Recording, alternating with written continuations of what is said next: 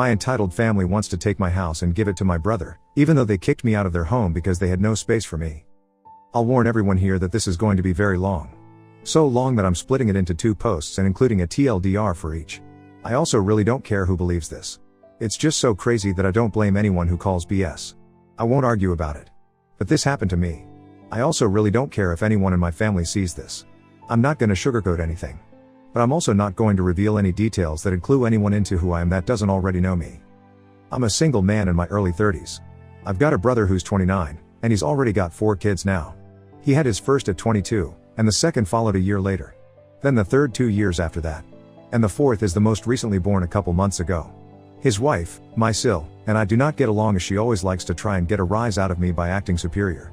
Then turns into an extreme self-victimizing drama queen if I retaliated against her in any way. She can cry in an instant and can put on an extremely convincing show to get sympathy from just about anyone. My parents and brother absolutely adore her, even though they know exactly how she really is and just don't care. She's very good looking, I'll give her that. But she's so awful that I could never be attracted to her. She also refuses to get any sort of job, even though she has a college degree, and my mother willingly helps with the kids all day. So their finances are entirely dependent on my brother.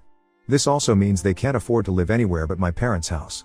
And privacy is a bit of an issue with all of them under one roof in a 3-bedroom house that was built in the 60s. Growing up, my younger brother was also the obvious favorite.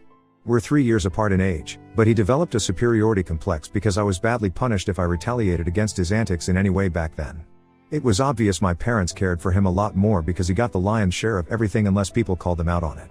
Which did happen a fair bit by other members of family.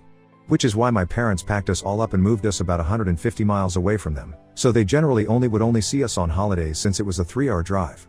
My brother got physically abusive towards me on a number of occasions, flirted relentlessly with my first girlfriend to the point she broke up with me, and laughed at any misfortune I had. And my parents just told me to suck it up whenever I was upset about it. I only got equal treatment when my parents wanted to keep up appearances. I admit it was rather funny to see the looks on their faces whenever they had to treat me equal to my brother on birthdays and Christmas because other people were present. We had relatives that were very nosy, and loved gossiping drama. So my parents did their best to hide what was really going on, and threatened to take all my stuff away if I didn't keep my mouth shut.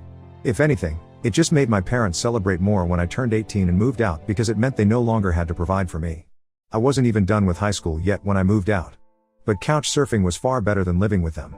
I was low contact ever since leaving home. They didn't even show up for my high school graduation.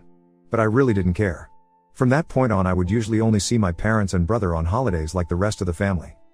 The start 2020 pandemic was not kind to me. I lost my job, and couldn't renew the lease on the condo because my roommate also lost his job and neither of us could afford the place on unemployment.